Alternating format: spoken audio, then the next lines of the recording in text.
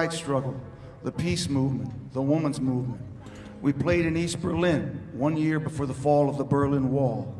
And we were with Amnesty International a year before the release of Nelson Mandela and the end of apartheid.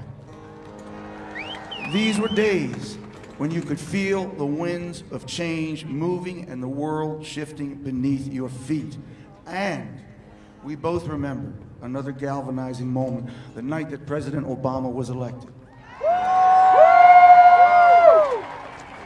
It was an unbelievable evening. I remember sitting on the couch.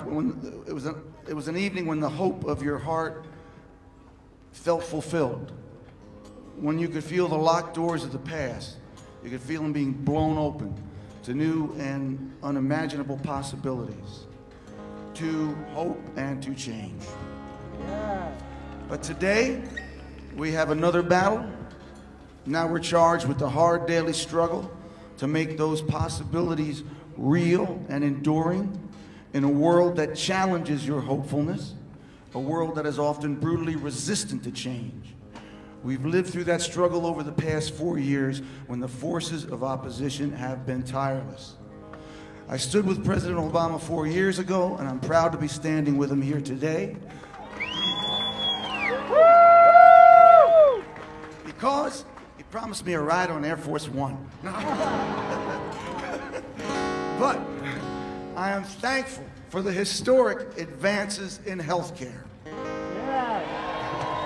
I'm thankful for a more regulated Wall Street that will begin to protect our citizens from the blind greed of those who overreach. My father, my dad worked on a Ford assembly line when I was a child, and I'm thankful that we have a president that had faith in the automobile industry, and that General Motors is today making cars. What else would I write about? I'd be out of a job.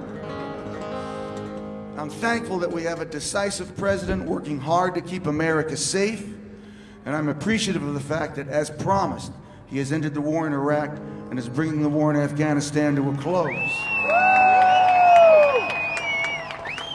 I'm here today because I'm concerned about women's rights and health issues, both at home and around the world. I don't have to tell you about the dangers to Roe versus Wade under our opponents' policies.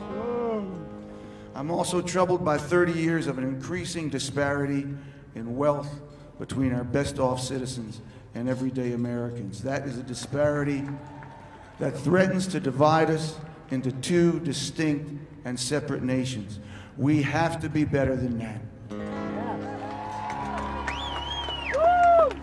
Finally, I'm here today because I lived long enough to know that the future is rarely a tide rushing in. It's often a slow march, inch by inch, day after long day.